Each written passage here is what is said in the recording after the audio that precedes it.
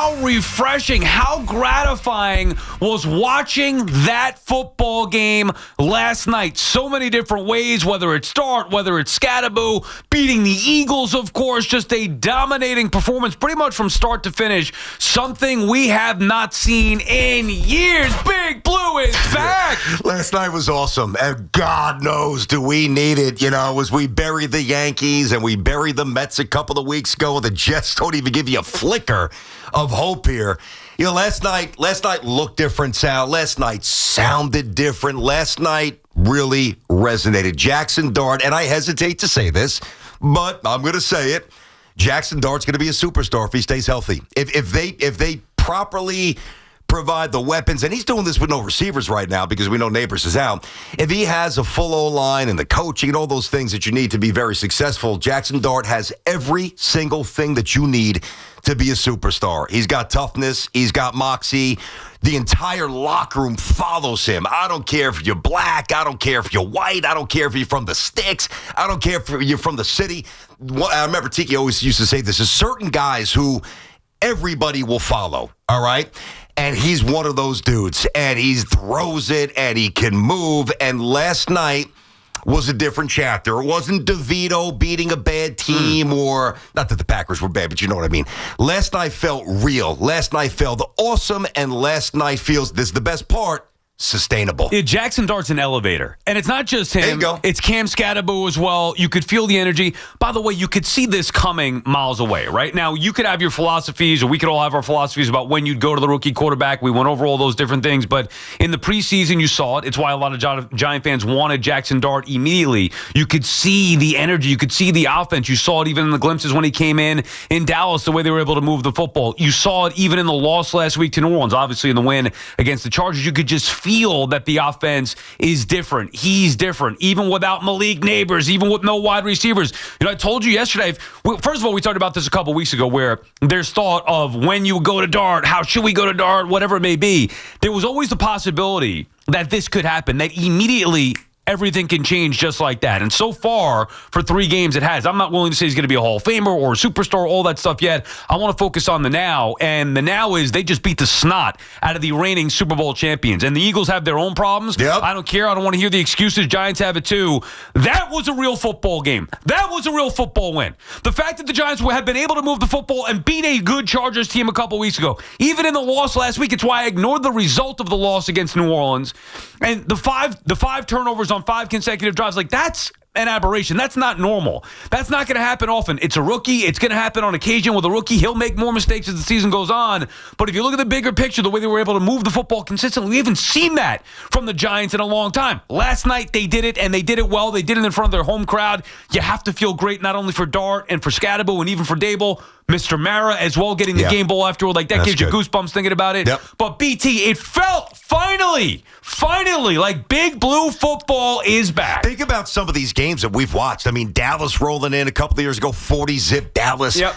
It really does feel like it's changing, and there's so much more to go. I understand. We all understand this, but, there's things that we overreact. And I've done this with the Jets. The Jets have, even going back to Zach, the Jets win a low-scoring, ugly game. Oh, here we go. No, this is different. This just looked different. Think about all the game, the Giants couldn't win at home. The Giants couldn't beat good teams. The Giants couldn't even score touchdowns. Yeah. 3 straight opening drives. 3 weeks in a row against 2 really good teams, right? And one on the road in a tough venue in the Saints, even though they lost. 3 straight games, 3 straight opening drive touchdowns. The last time that happened was either 2008 or 2009. So it has been a long time. The head coach is revitalized. And let's say this about them, as much as this is about Dark and Scadaboo as well. Again, he's going to have to win some games and keep this train moving. But Daboll is basically saying, without saying it, screw you. I put my neck out there. I wanted to draft this kid, my general manager, because there was some, not discord. I don't want to, create false drama. But the story was they weren't necessarily aligned. Daboll wanted him, and maybe Schoen wanted somebody else. Schoen said, all right, you want this guy? I'm going to give you this guy. Go get him, and now show us what you can do with him. And now we're starting to see that when Daboll has a quarterback, Daboll's offense looks a little different. We've talked about this so many times about where the Giants went wrong as an organization, and one questionable decision, a bad decision, led to another bad decision, led to another bad decision. Well, maybe this can go back. And again, it's still very early on here in the turnaround, but obviously you saw it last night. Like you said, it just wasn't a fluke back into a win or hold on and win a game. This was different. The defense dominated as well. Like, it wasn't just about Jaxson Dart showing flashes. This was a dominant performance that changed. And it's been 3 weeks in a row where you could see the offense welcoming to the offense finally has been brought to the NFL. Thank goodness. Finally, they can move the football up and down the field and score some touchdowns. So we're happy for that. So it's not just 1 week or an aberration, but maybe the decision last year, the difficult decision, in lieu of what fans were saying and what media members were saying and the way that it felt, Mr. Mara sticking with Schoen and Daboll, letting them draft their own guy, and having them go at it. And now this is the reward from taking that risk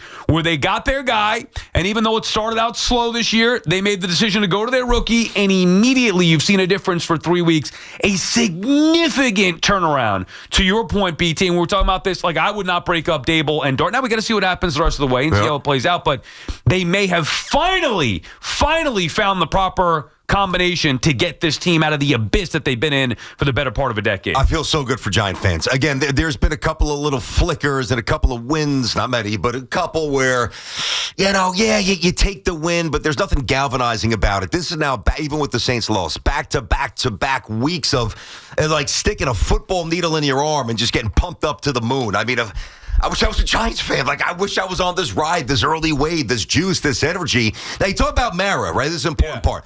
And again, really happy for him with the game ball, and God bless him, and hopefully he's going to be okay, and he will be. Yes. Okay. We didn't really talk about it because it came on after we were off the air, but obviously our thoughts and prayers with Mara, no doubt, and his family and all that. Proud family, proud franchise, good man. Even though they've been, on rough ground for a while, he's a good man, right?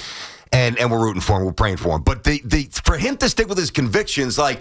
Think about this. That's the toughest thing to do in a city like this. Everybody's got an opinion. Yeah. Everybody's got a phone. Everybody's got X. Everybody's got IG. Everybody's got the phone number. Yeah, not everybody has a plane, but everybody can find a plane. Everybody's got a guy who knows a guy who could get you the plane. Everybody's got access to 888-808-1019, BT and Sal, Boomer, Geo, Evan and Teak, anybody that's a key to C-Mac, anybody that's on the air, Hoff on the weekends. You can call and scream, and you did, and rightfully so, about the mess, the broken, fractured disgrace that the Giants had become.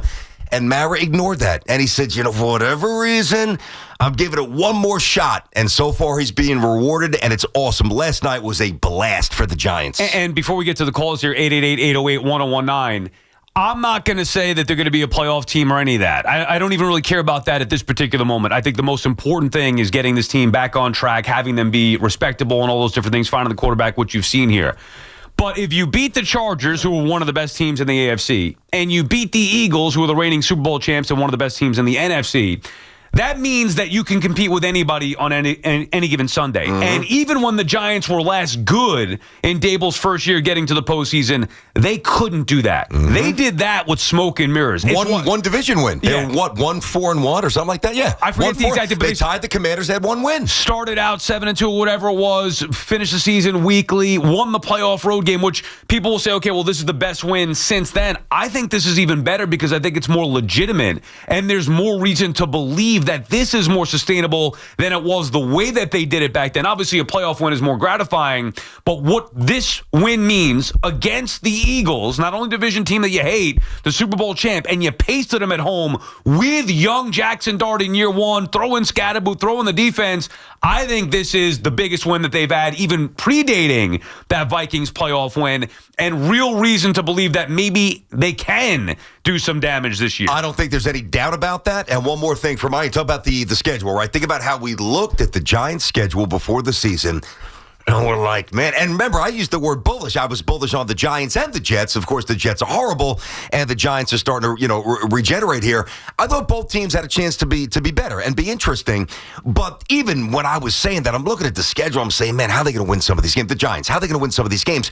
We're at least at a point now, to your point about the now fallibility of the Eagles and obviously beating the Chargers.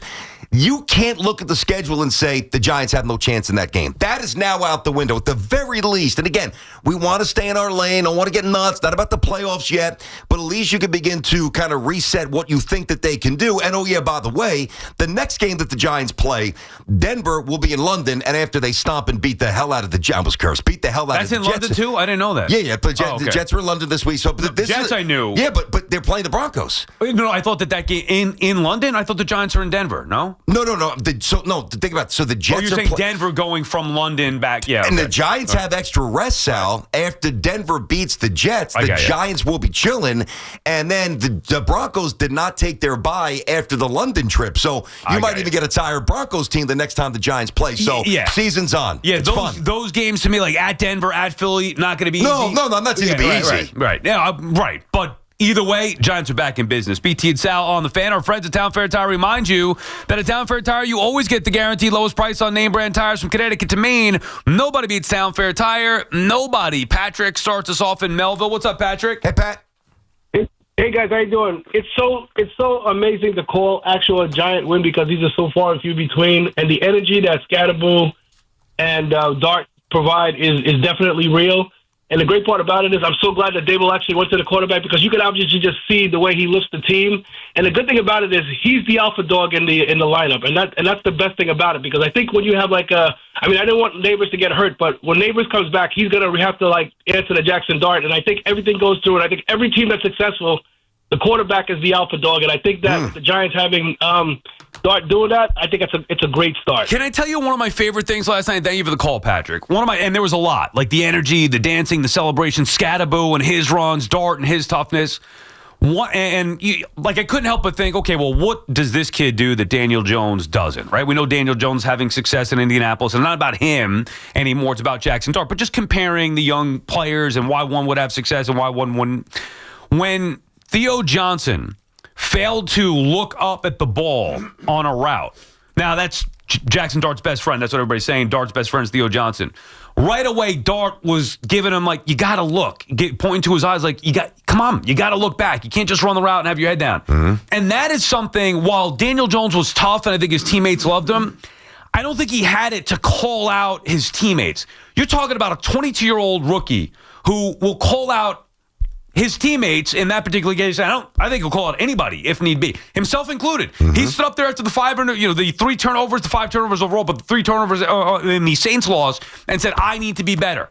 That's important. But when you're able to just call out a teammate if he doesn't run the right route or is not looking up, I think that's a huge thing. He's not afraid to be the leader and hold guys accountable. That is a huge part of why I think Jaxson Dart has been successful. I totally agree. And that's something that's, really elusive for a lot of young kids. And not to mention he's doing this in New York with, a million cameras in his face from the second that he got here, because he was kind of viewed as a bit of a savior, not like a first overall pick like a Peyton or a John Elway savior, but there was great, for other teams, but they were great, or Eli, but there was great intrigue because, even if you didn't watch Ole Miss play every Saturday, you just saw this juice, this athlete, this moxie. But to me, he made 2 throws last night. We all know he could run. 2 throws that didn't even go down as receptions, both in the end zone. One, I believe, was a flag, and Theo dropped one. And Jalen Hyatt stinks. Yeah, I hear you. But there were 2 plays where he dropped it on the move over a safety in a corner. The throw, it wasn't good. It was perfect. So I look at Jaxson Dart and I say, there's nothing that he can't do at a very high level. Yeah, my biggest concern with him, and I'm sure everybody's in the same boat, just staying healthy. I don't want to say he's reckless, but he's got that Josh Allen. He's a little reckless. Yeah, okay, but he's doing it for a good cause. Mm-hmm. I think he's smart. I think he'll get smarter. Remember, he reminds me a little bit of Josh Allen. Not the exact size, but Josh Allen was like that in the beginning of his career. He was reckless, not only running, but fumbling the football. Maybe there's a little bit of that in Dart right now that can be taught. And he's 22. He's a rookie. He started 3 games. There's a long way to go before he becomes a complete, polished NFL quarterback. But all the signs are there. So anyway, my biggest concern is just his ability to stay healthy because you're always 1 hit away. Knock on wood. It happened last night. He's got to come off the field. Daboll's going nuts. Daboll's get him in. Yeah, I'm thinking, literally Let's go. I said out loud, and I'm sitting there by myself watching, going, "Oh no!" That's the last thing we want to see. Outside of that, I think you have to be beyond thrilled about Jaxson Dart. Think about no doubt. Think about personality traits, right? And with your children, and if your child's quiet, it's kind of hard to rev them up. If they're not naturally funny or that disposition to kind of talk in front of a room and kind of command the room, probably not going to be that as they get older. The one thing that and I always say with young athletes, I'd much rather tame them, hey, listen, let's bring it in a little bit then. Come on, wake up, play hard, let's go. What are you doing? Come on. So I'll take the energy of Dart and the recklessness and what appears to be a little cavalier in certain spots. He's going to learn the speed of the game more. He's going to know physically what he can get away with. That will change. But give me that young buck running out of the stable, running wild. He'll figure the rest out. Justin's calling from Phoenix, Arizona. What's up, Justin? BT, Sal, good morning, guys. 2 quick comments, and I'll let you guys go. Sal, I'm with you 110%. It is so nice to be able to go week to week. I go to work and not feel like a total loser. I get to actually go to work with some hope. I get to go to work with some excitement and not feel like that guy that's getting ridiculed for being the team with the dumpster fire as an organization. And I can't tell you how good today feels going to work on this beautiful Friday morning out here in the desert. And number 2, really quick, guys, I just want you to know I'm 37 years old. My grandparents raised me. My grandfather raised me on Mike and the Mad Dog. It was how we bonded. It was how we socialized. Like I said, I'm 37. I have a son. Since December of 2023, I get to kind of go through that same process with you and BT, Sal, and I just want to thank you guys, and I just feel really grateful to be able to be living in a world where I got BT and Sal on a Monday to Friday. Go Big Blue. We'll talk to you guys soon. That's awesome. Thank you so much. That is very nice. It's not about us, but just to hear that, it's a little piece, man. It's phenomenal to hear that. And by the way, you do it on the Free Odyssey app. He's not even on the West Coast. I know, it's 7:20 in the morning. He's out locked there. into BT and Sal 7:17 out in Arizona. Giants are humming. He's awake. Sal. I know you feel the same. That is the greatest compliment that anybody can say. Question. When you can, look, we know Mike and the Mad Dog set the standard. They're the greatest ever. But hearing that makes us feel good, obviously. So we appreciate that. But yeah, you should be back and excited about your Giants. That's the point. When I say Big Blue's back, doesn't mean that they're going to go win the Super Bowl or dominate Denver next week or beat the Eagles again. By the way, they might beat the Eagles again. I'm not so sure about Denver, but it means that we're back in the NFL. We're playing. We've got games on Sunday now that matter, that you can win. Good God, like there are steps along the process that you just wanted to get to. First, it was, can they actually score a touchdown? Check, like they did that. Jaxson Dart, okay, they could score some touchdowns. Actually, they did it with Russell Wilson a little bit in week 2, but either way. And then, get some wins. Okay, check. Is it sustainable? Check. So the Giants are back in play here as far as being a real football team in the National Football League, a league filled with parity. The Giants just showed you if they can beat the Super Bowl champs, they can beat anybody. I couldn't agree more. We did our power rankings yesterday. I still had Philly in the top 2. Think about that. Philly was in my top 2, and I don't think they were in your top 2. I had them out. Oh, yeah, that's right. You dropped them out for the first time. Remember, because I thought that they were going the wrong way. No, you actually thought the Giants had a really good chance. Good job on that. I didn't really think that would happen, and I'll gladly take the L on that to talk about something happy for once with football. But there's generally 3 stages of a fan's emotional hope meter, if you will. There's no hope. Which is where I am as a Jet fan. Right. No hope. And we're Giant fans, quite frankly, have been for a long time. Then there's that little ray of sunshine, and you take it, but it doesn't really feel real. And that would be no disrespect, Tommy DeVito. Hey, won a couple of games, local kid, tough, scrappy, but you knew, maybe I don't know if Louie didn't know this, but most other people knew that there was a ceiling for Tommy DeVito, as much as we respected him, right? Then there's last night, where you don't have to convince yourself. There's no mental gymnastics. Well, if he could do this, and if he learns how to do that, and man, Jaxson Dart's a stud. Period. Now it's up to the Giants to keep him on track and to get the right pieces around him. Absolute certified stud. It's similar to what Jaden Daniels did with Washington. We've been talking about this. Well, we need to tap into one of our teams. Well, here it is. By the way, it is not just him. Obviously, we got 4 hours to talk about it. We'll get into the picks and all that stuff later on as well. And Nick Costos, big Giant fan himself, he'll be on. Curious what Nick has to say about this, so he'll come on later on. Scatterboo, the defense, Burns has had a big year. Abdul Carter, Cave, there are pieces here. There's reason to have legitimate belief other than, it could also be, we have the quarterback, but now we need a lot of other stuff. The Giants showed last night, maybe they have finally now arrived with Brian Daboll and the Jaxson Dart combination. BT and Sal on the Fan.